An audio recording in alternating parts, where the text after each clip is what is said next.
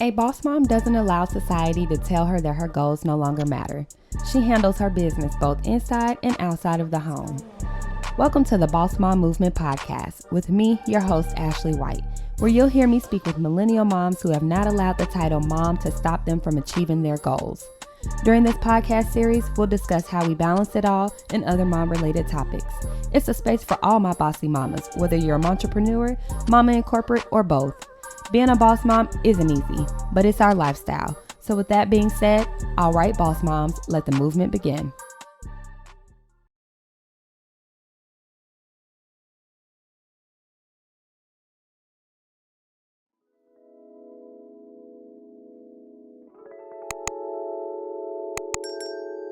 Welcome back, Boss Moms, for another episode of the Bawse Mom Movement Podcast with your host, Ashley White.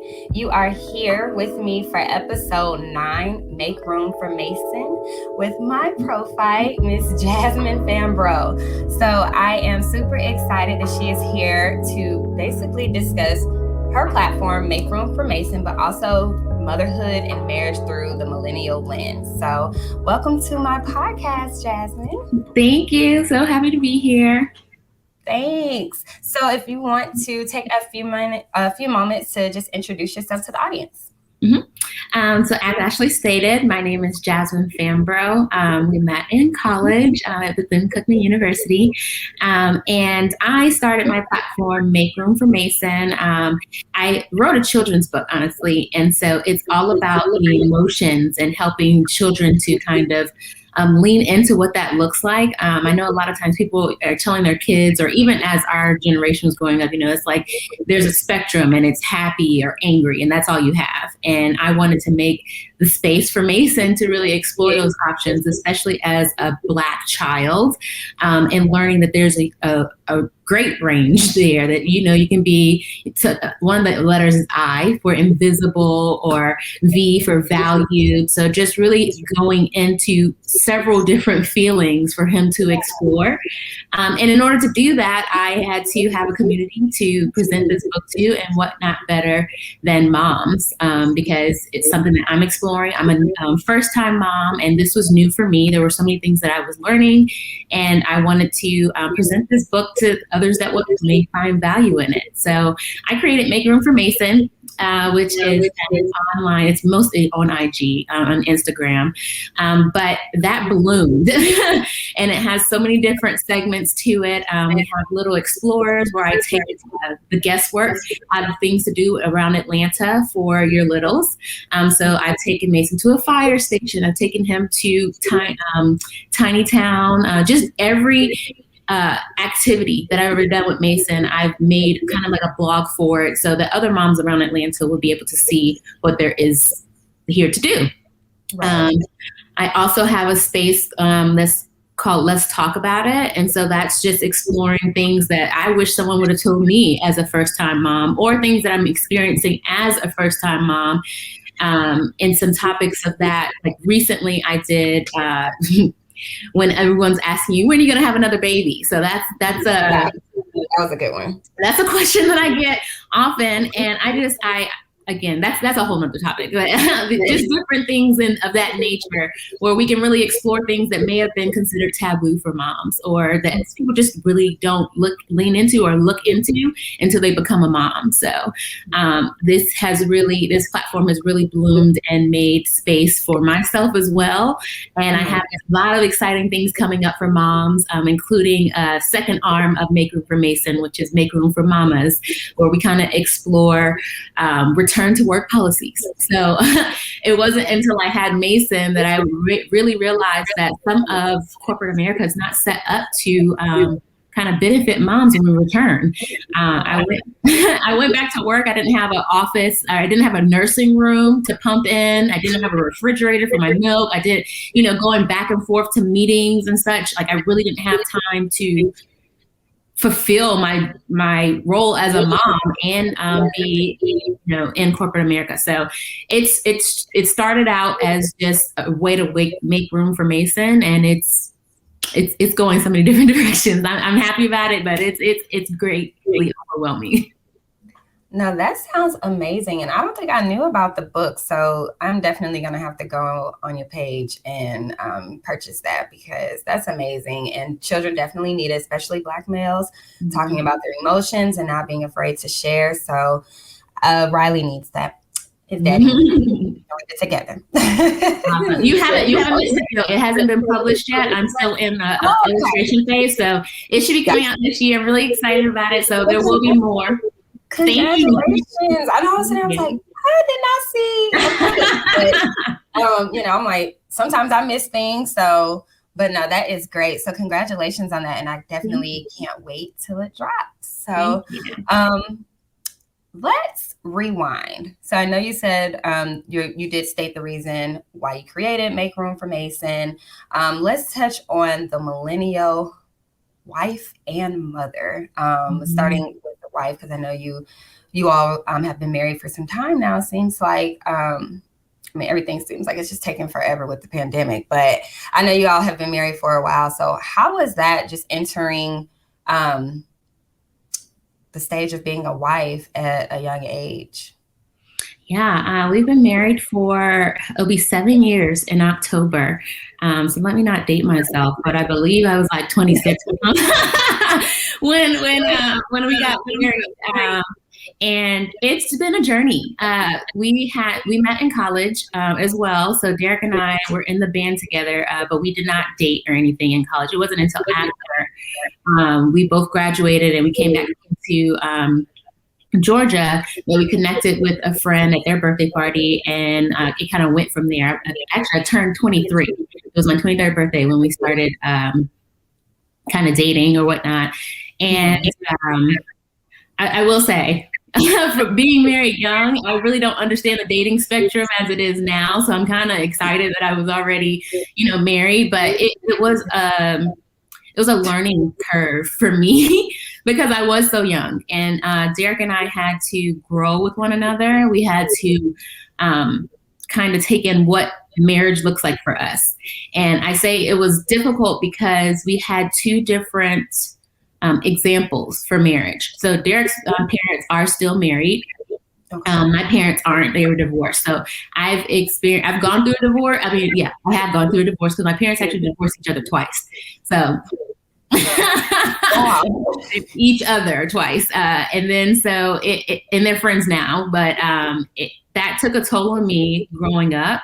And I think we just had different ideas of what marriage looked like. And of course, because I went through divorce, I had this idea of a fairy tale, marriage and all of that stuff. And, when people say, it's hard work, the first year is the hardest, they didn't lie. It is hard work because you're really, you're becoming one and everything changes because what you are when you're dating is really not what you go through when you're married. Because technically when you're dating, you can part ways if you needed to. But I had this kind of idea that I didn't want to get divorced because I understood what that looked like from my parents' perspective. And there's like a stigma attached with it. But I will say that because we both were so young, we had to grow up together. So, for me, I know that I was a person that was very strong-willed. I had, you really couldn't tell me nothing when I was in my 20s. And I still feel that way, but I had a lot of growing to do, as did he. And I feel like for us, it really set in once we started to get over the hump of what those expectations were from others for us, make a plan of what we wanted for our life. And then even as we got Mason, what that would look like and how we will raise Mason and what influences we are pouring into him. And I can only imagine. I know, like, growing up, I used to say, I want to be married by, like, I think it was like 25 or something like that. I had my first baby by 27, like, really set this plan. And when I turned 25, I was just like, yeah, maybe not. And now I'm looking back, and now I'm like, I definitely could not have been married. I mean, granted, people do. Like, you all got married, you worked through whatever, those first few years. But I'm just like knowing myself, right? I'm just like, I wasn't ready. And I was doing it for the wrong reason because I thought, number one, I thought that's how it's supposed to go. And then I was just like, I don't want to be an old mom. Like, just young, right? And I'm just watching TV, seeing what's on there. I really felt like Joan from Girlfriends when it came to like trying to plan out my life. So I was just like, maybe I just should step back and let life happen the way it's supposed to. And now I'm just like, okay, things have definitely unfolded the way that they should have. But that I love seeing young couples thrive and get married and like you said, grow with each other, learn from one another. I feel like sometimes when you get into those like marriage or motherhood, those next stages, it's like it really teaches you about yourself and learning things that you didn't really realize before. So I know you said like you had some changes that you had to go through just as well as your husband did. Do you feel like at any point there was that maybe really difficult stage where you were like, maybe this isn't going to work out? Because I know, like you said, you don't really believe in divorce, which I don't either. So I always just wonder, like, when you get to that point, how is it and how do you get around that? I think a lot of it comes from those heavy expectations that we have of ourselves before we're actually involved in something. And I think that goes for marriage and motherhood, even education. So imagine like when you're younger and your parents are like, you're going to go to school. I'm going to graduate in 4 years. When I get out, I'm going to have this high paying job based on what I'm supposed to do. So there's like this clear cut outline of what's supposed to happen. And let me tell you, I did graduate in 4 years, but I am not doing anything in the field that I went to study for.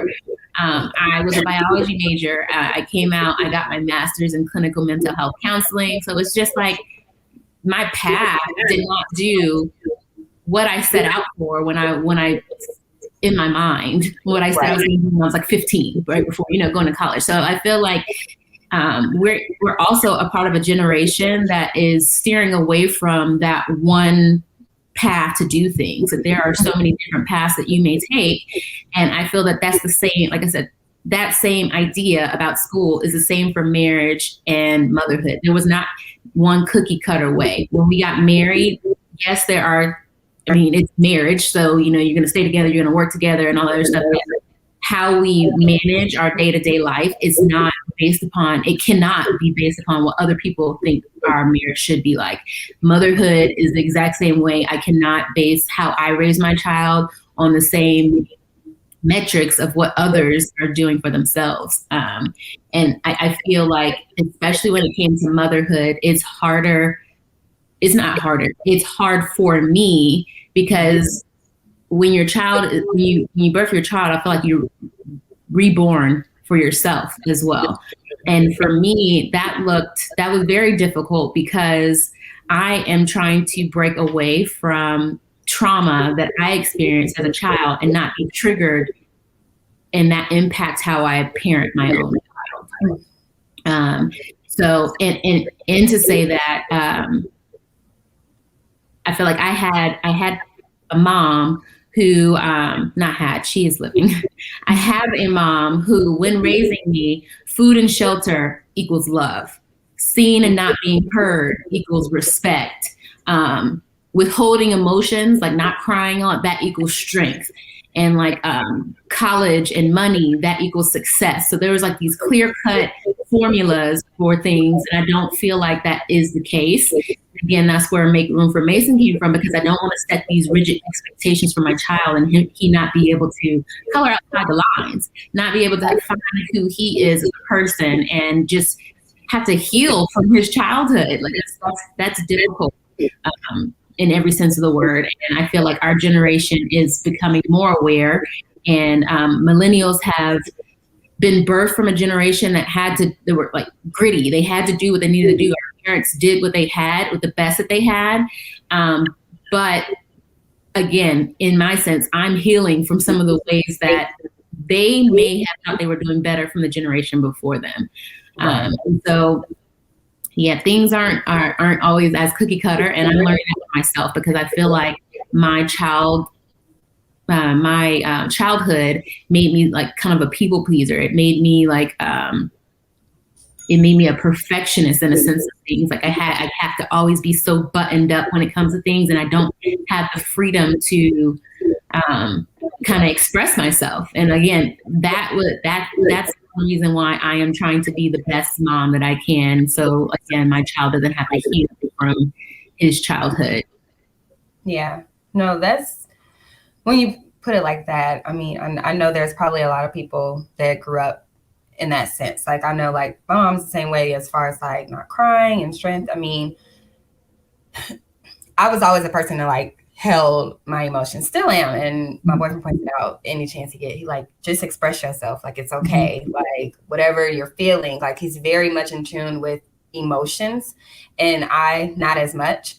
I'm more of a listener. So like, I'll listen to you all day. And if you need words of wisdom from me, like, I'll definitely share. But when it comes to me sharing, it's just, I don't know. And I study psychology. So you would think it would be the other way around. But I'm like, yeah, no. So I'm still working through those. But I'm glad that I have somebody who believes in emotional support and just going through your own emotions and knowing that it's okay to share them. And I think that that's amazing that you're realizing those things now with your own child and, you know, knowing how you want to raise him, because everybody can have an opinion and tell you what you should do and how you should do it, but you always have to do what's best for you and your child or your children.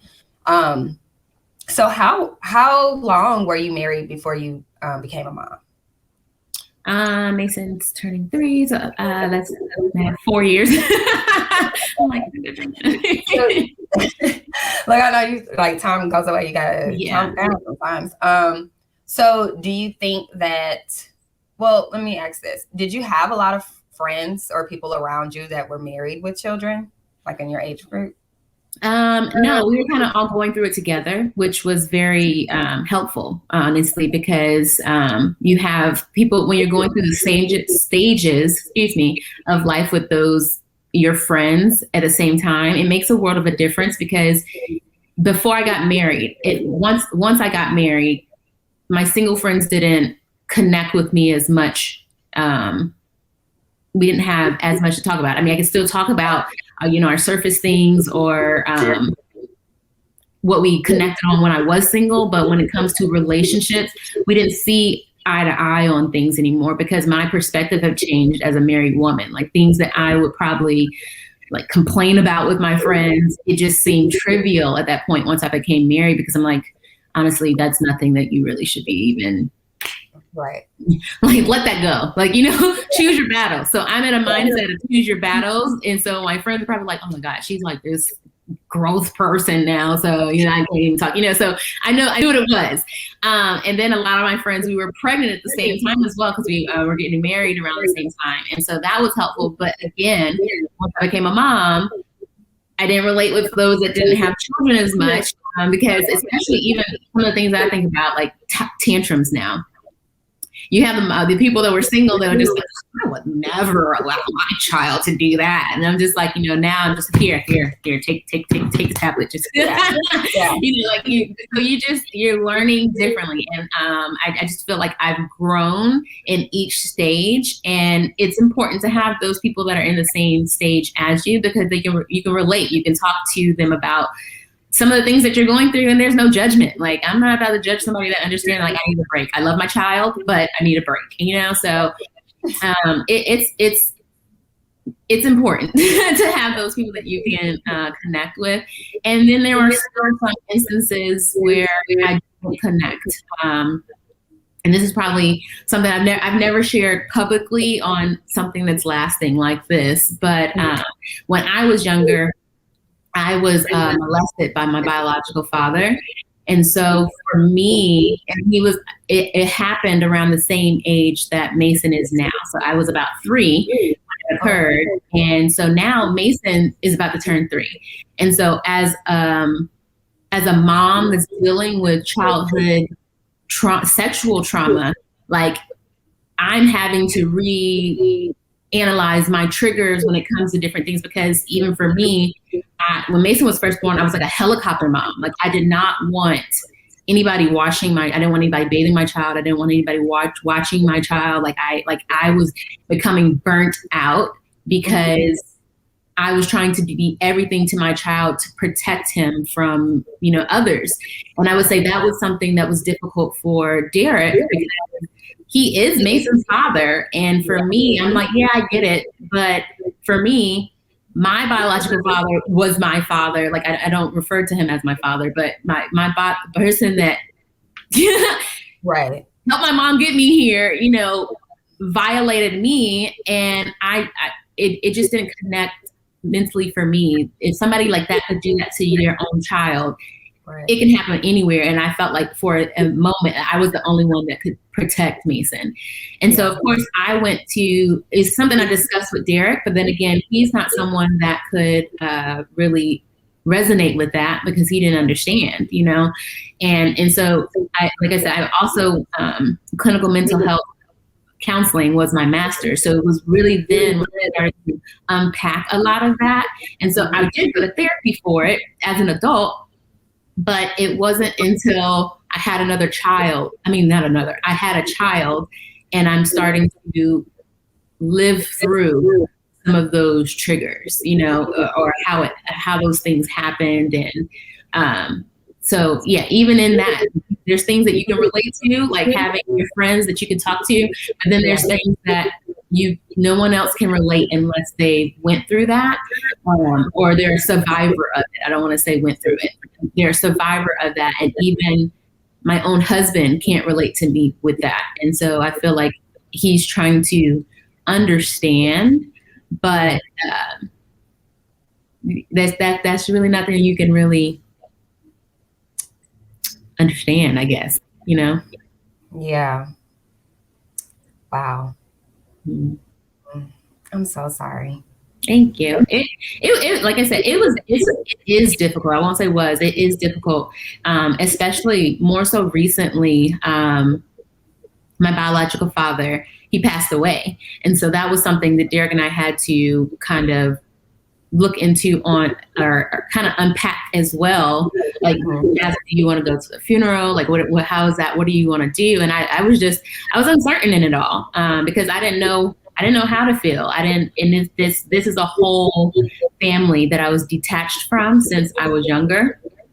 And that at that time I was pregnant with Mason as well. So I had so many different emotions going on, and I didn't want to share with people I didn't know really that I was pregnant with Mason, especially the family that it was. And it is and was a lot to unpack, and it's something that we're still dealing with now. And so, yeah. You're healing, and I know, probably different triggers, especially with Mason's 3rd birthday coming up, and so I, like Derek, trying to understand. Obviously, can't relate, but okay. I don't want to cry because I'm a crier, and it's heavy. It is heavy. And I was definitely not expecting it. So, but I can relate to the helicopter parent comment because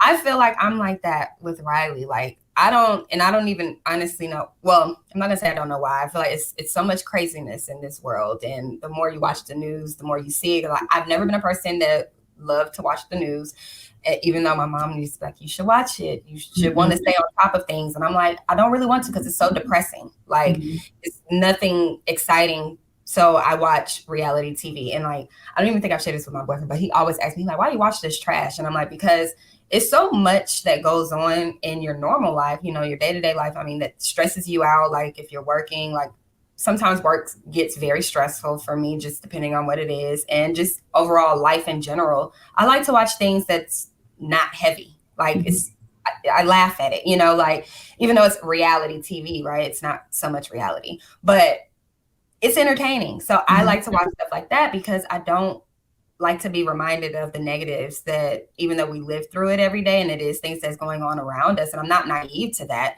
but it's like, okay, I don't want to be talking about it in normal conversation every day and then have to hear about it on the TV, and it's just too much. So it's just like, I'm so like, I don't really let anyone babysit him. And granted, he's still young. I mean, he's 7 months. Like, but I, people ask all the time, like, oh, babysitting, like, you need a babysitter. And I'm just like, no, not right now. Like, grandparents, And I have a cousin that lives with us. And so she pretty much, will watch him when she's here.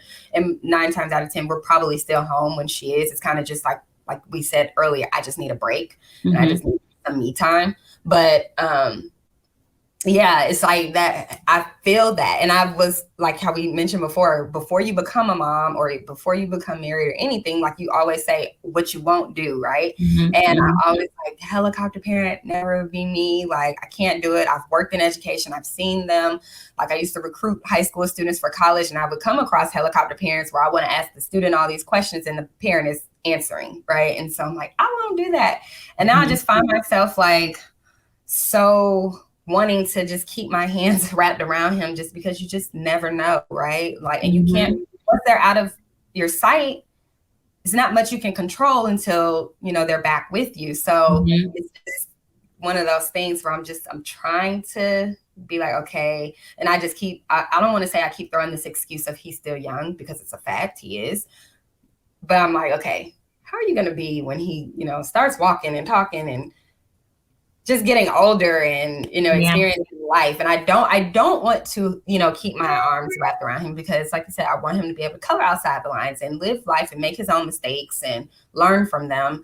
But I know I'm like, the way I'm moving now, I'm like, girl, you might not be like that. You might like, every step of the way with him. Like, no, I'm like, so. I mean, it's difficult in itself to kind of let go. And like I said, people they don't understand until they're in that stage of motherhood. And then I had an additional layer on, and like I said, and it wasn't until that I became a mom that it clicked and it triggered, and it kind of like crippled me. And I had to get in a sense of, this is Derek's child too. His family is part of Mason too. And again, that's what birth make room for Mason, because I have to make room for him to build his own relationships, for him to, connect with others or explore and all of that. And it is really difficult. But I had to also recognize that my childhood and my triggers put this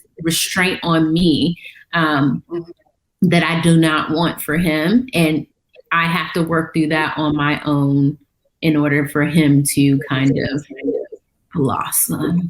Yeah. But sometimes we need like those certain things. I know I was talking to someone about this too, like motherhood, and we kind of mentioned it earlier too, like kind of unlocks previous things like that may have happened in life, and just like your overall growth. And like you said, you're reborn. Like, I was like, you know what? I thought my life was going to go totally different. And then when I became pregnant, it was just like an instant switch in my mind. Like, I instantly thought I was a mom. Like, even though he wasn't there, I was like going back and forth, like, do I call myself a mom yet? Like, because I felt like when I'm carrying this child, like the things that I do ultimately still will affect this child that's inside. Like, so at this point, yeah, I'm a mom. Like, and everything changed. Like, my mentality, literally, it wasn't even like it. And it changed again when he actually came into the world. But just from life that I knew before, look, the day before that I was just like, no more. And so I'm going through the same thing, like how you said you were going through with friends, with being pregnant at the same time. Like, I'm so happy that I do have a set of friends with my line sisters where we're basically all became pregnant at the same time. And then, but I do still have like my close friends that I grew up with that I'm the only mom in the group. And so sometimes I think about like, and they're so understanding, right? I know we talk about understanding versus relatability. They're understanding and they know like my life is not the same, but then it's like that relatable aspect that I have with my line sisters that I'm just thankful that it's like I can pick up the phone and call and like, girl, what did you do when such and such happened? Or like, I'm feeling this way. And for someone to tell me like, it's okay, I felt like that too. And this is how I got through it, and granted, we all, choose our own paths down life, but being able to converse with other people that are going through it, especially as a first-time mom, because I have no idea what I'm doing, but I'm doing it.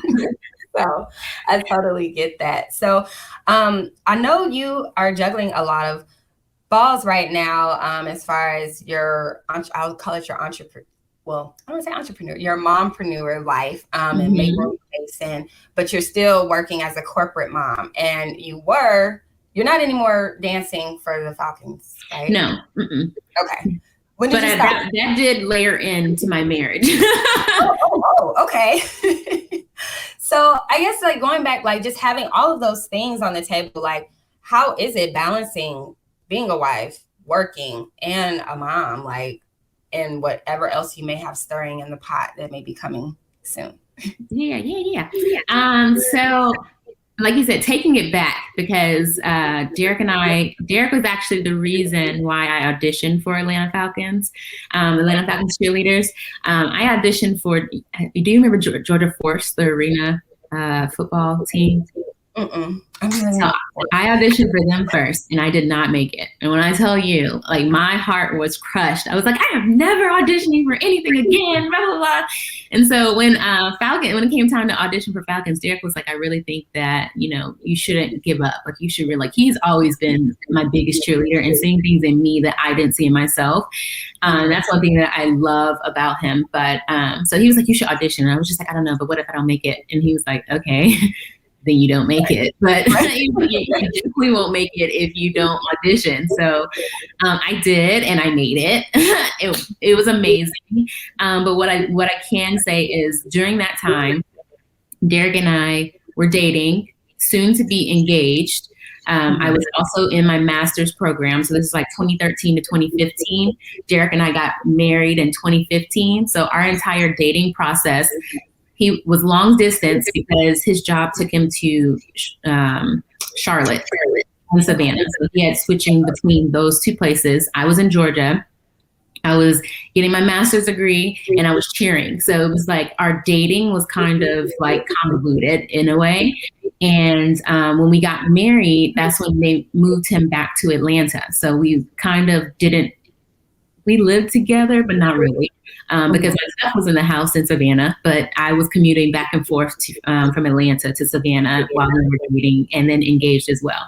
But when he moved to Atlanta, that was our first time living together, and it was really like when things it really clicked, because it was a difference for us, because now it's like we're in the same city, but we're trying to navigate as if we weren't. So here I am, cheering, getting my master's, and now trying to be a wife. And in my head, I'm just like going through the motions of everything that I was doing.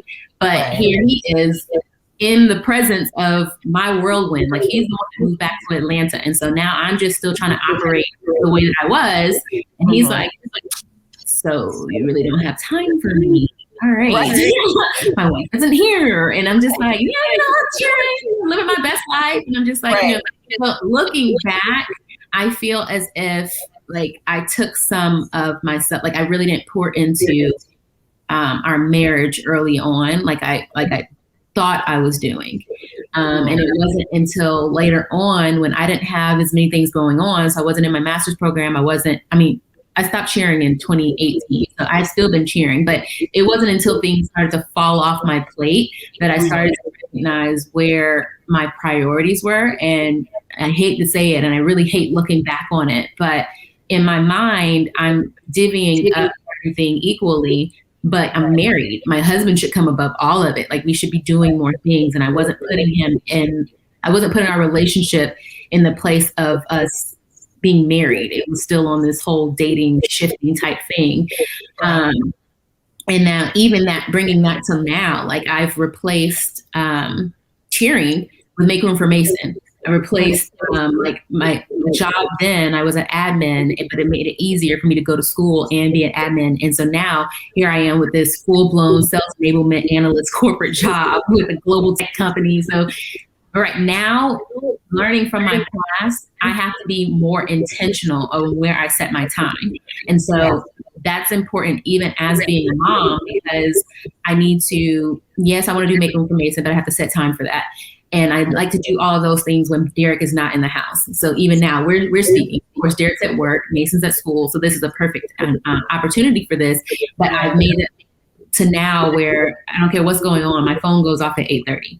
And that's when we, as a husband and wife, Mason's put down, we can make intentional time for each other and kind of still get to know each other, because there's always something to learn. Like I said, as we grow, we're changing.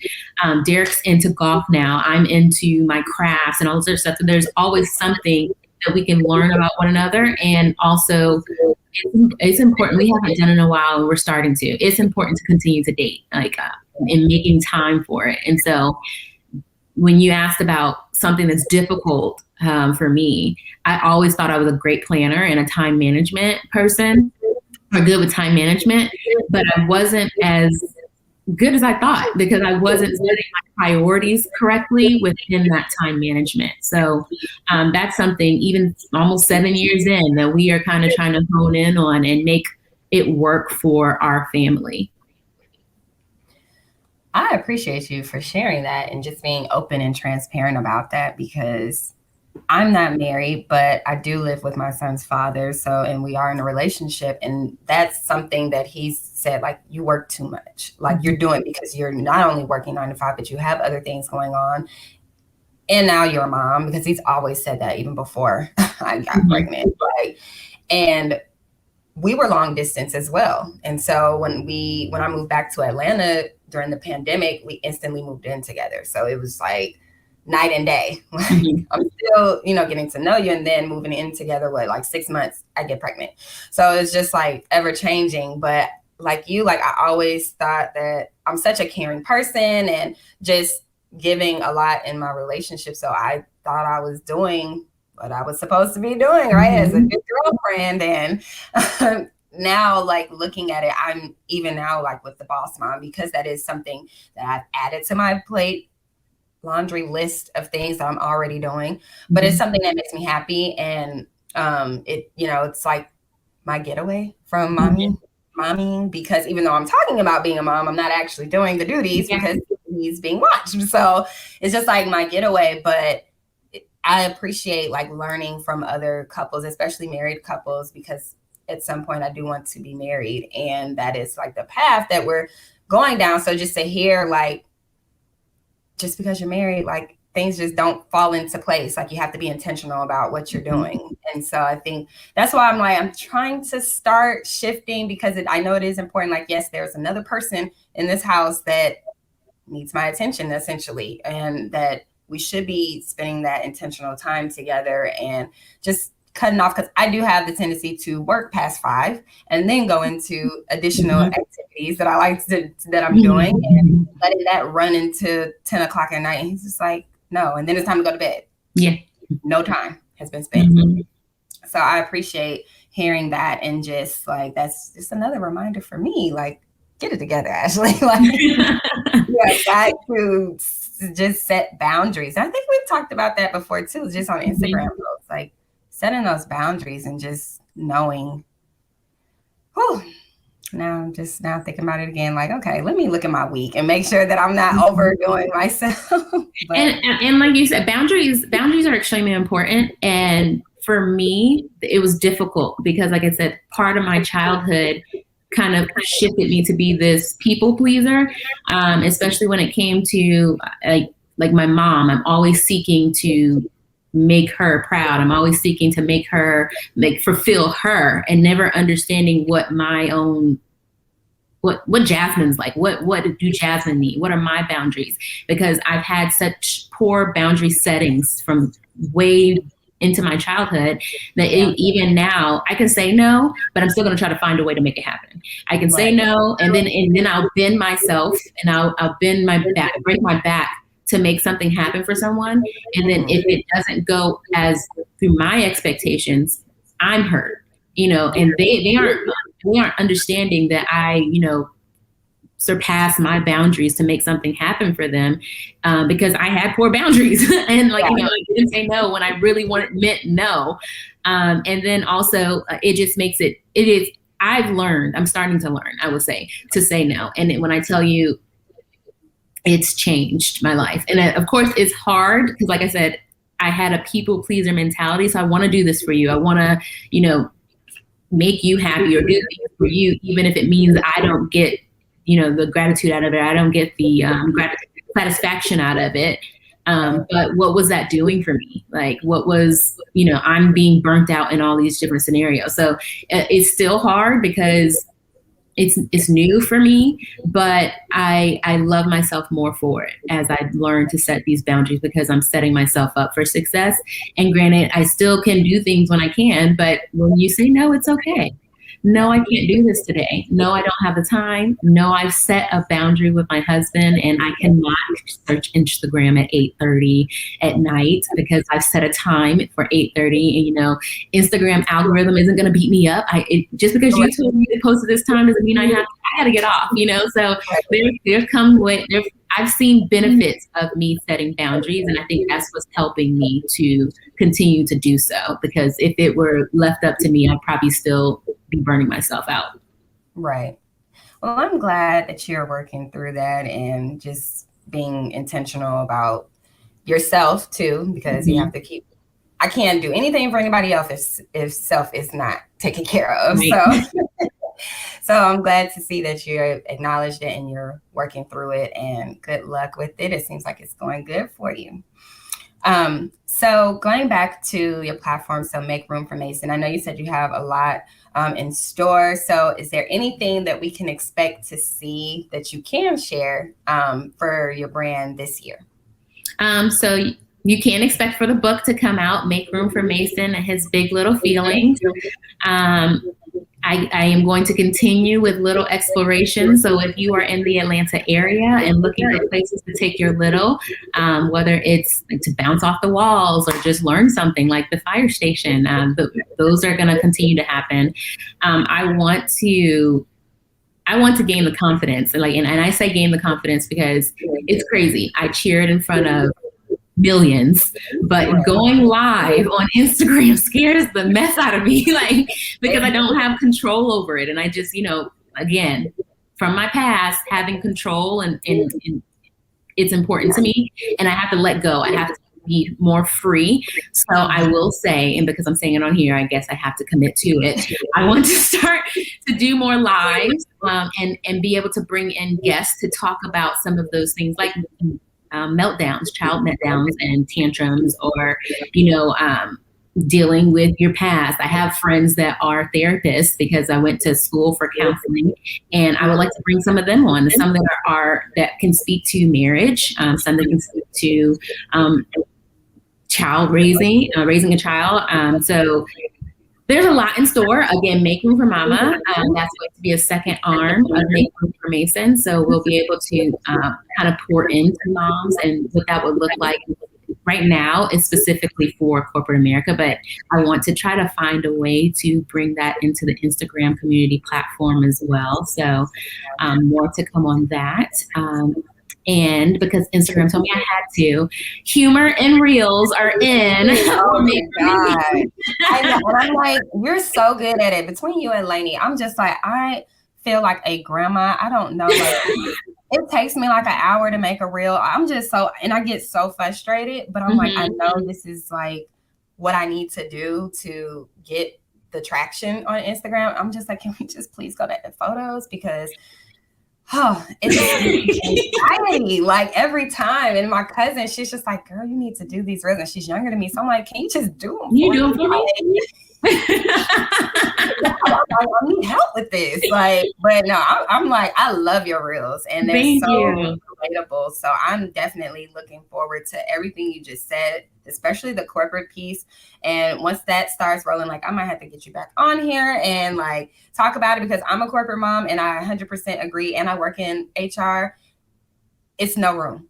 And I'm just lucky that I work from home, because I don't have to worry about going in, but I just love that. And I definitely think I know you said you want to probably focus on other things outside of corporate mom, but I have rarely seen anything specifically, around just being a corporate mom. So I'm looking forward to it, and I can't wait to see what's in store. So I'm excited too. It's going to happen because I'm going to school.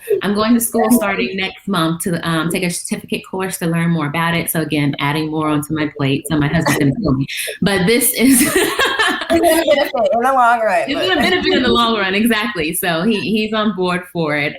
But it's going to happen. We have to do something to continue to support us women and us as moms, because we do it all. And we need the resources. it's got to happen. Yes, I agree. Well, tell the audience how they can find you so they can also keep up with all of this growth from all of your platforms and those that are going to soon be here. Again, so Make Room for Mason on Instagram. There is an email button should you want to get in touch with me, but there's also email at makeroomformason@gmail.com. Awesome. Well, thank you so much, Jasmine, for joining the Bawse Mom Movement today. You have shared great insight to just being a millennial wife and mother and doing all of the great things that you're doing. So I definitely wish you luck throughout this year as you venture into new beginnings and continue to evolve and make room for Mason. So thank you. You all are here for episode 9 of season 3, Make Room for Mason, Motherhood and Marriage Through a Millennial Lens with Jasmine Fambro. And until next time, ladies, stay motivated and stay bossy. Hey ladies, if you enjoyed today's episode, do me a favor and leave a 5-star rating and review. You can find the Bawse Mom Movement streaming on Apple and Google Podcasts, Amazon Music, Spotify, and YouTube. Want to keep up with the movement? Visit my website at thebawsemommovement.com and subscribe. Thanks for the support, and I'll see you next time.